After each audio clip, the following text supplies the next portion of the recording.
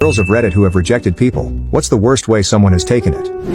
1. My sister got followed home by a dude she rejected. He went up to the house and started talking to her kids and telling them he was their new dad. Luckily real dad came out, in his police attire. Put a real quick end to that.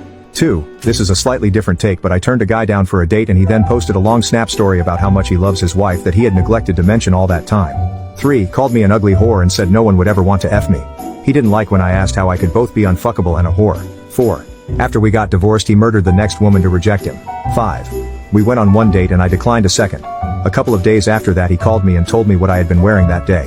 This went on for a couple of months. I'd literally never see him, but at least 3 times a week he'd know exactly what I wore. 6. When I was a nanny I was walking around with the baby in the pram and we visited a bookshop. A man in there started talking to me and then asked me out. Very kindly, keeping my father's advice in mind about being kind when I have to reject men when they ask me out. I said that was a nice offer. But my boyfriend might not to be too keen on it.